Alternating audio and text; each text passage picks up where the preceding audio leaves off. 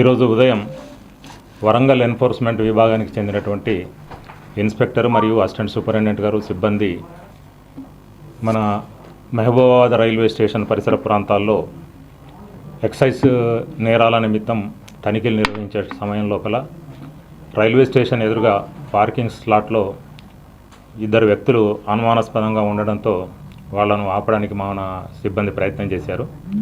దాంతో అక్కడ ఉన్నటువంటి ఒక మగ వ్యక్తి పారిపోయాడు. ఆడ వ్యక్తిని మనం అదుపులోకి తీసుకున్నాము. సో తీసుకొని ఆవిడను పరిశీలించి ఆవిడను అడిగితే తనది మహారాష్ట్ర అని చెప్పింది. తను విజయవాడ మన వైజాగ్ నుంచి వస్తున్నట్టుగా చెప్పింది. తన చుట్టూ ఒక 3 బ్యాగులు కనబడ్డాయి. ఆ బ్యాగుల్లో ఏముందని చెప్తే తడబడతా ఉన్నది. తనకు తెలుగు సరిగా రాదు. మన వాళ్ళు అడిగితే దాంట్లో విశాఖపట్నం పాడేరు నుంచి గాంజాయి తీసుకొస్తున్నట్టుగా చెప్పడం జరిగింది. దాంతో మనం ఆ బ్యాగులను ఓపెన్ చేయడం, ఇన్స్పెక్షన్ వెరిఫై చేయడం కూడా జరిగింది. దాంట్లో మనకు 19 ప్యాకెట్ల లోపల గాంజా ప్యాక్ చేయబడి కనబడింది. సో తర్వాత ఆ వ్యక్తి పేరు వివరాలు అడిగితే తన పేరు మేఘా రాజేంద్ర రోకడే, పూనాలో నివాసం ఉంటున్నట్టుగా చెప్పింది. ప్లస్ పారిపోయినటువంటి వ్యక్తి గురించి అడిగితే మనకు అతని పేరు విజయ్ భరత్ సదావర్త్యగా చెప్పిందనమాట.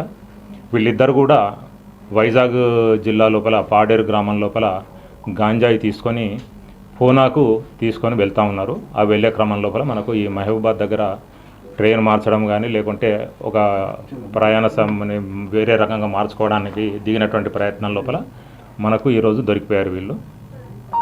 సో ఈ అమ్మాయిని ఫర్దర్గా ఇంకా విచారిస్తే తన మీద ఆల్రెడీ ఇంతకుముందు విశాఖపట్నంలో 200 కిలోల గాంజాయితో అక్కడ కేసు పట్టుకున్నట్టుగా, తను 3 నెలలు అక్కడ జైలు జీవితం గడిపినట్టుగా కూడా చెప్పింది. ఇంకా ఈమె భర్త మీద కూడా పాతగా గాంజా కేసులు ఉన్నట్టుగా ఆవిడ యొక్క విచారణలో మనకు తెలియజేయడం జరిగింది.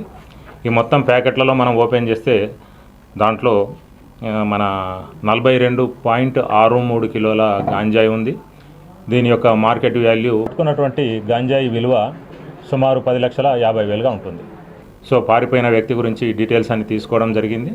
ఫర్దర్ ఇన్వెస్టిగేషన్ తీసుకొని అతన్ని కూడా అరెస్ట్ చేయడానికి మా సిబ్బంది ప్రయత్నాలు చేస్తూ ఉన్నారు.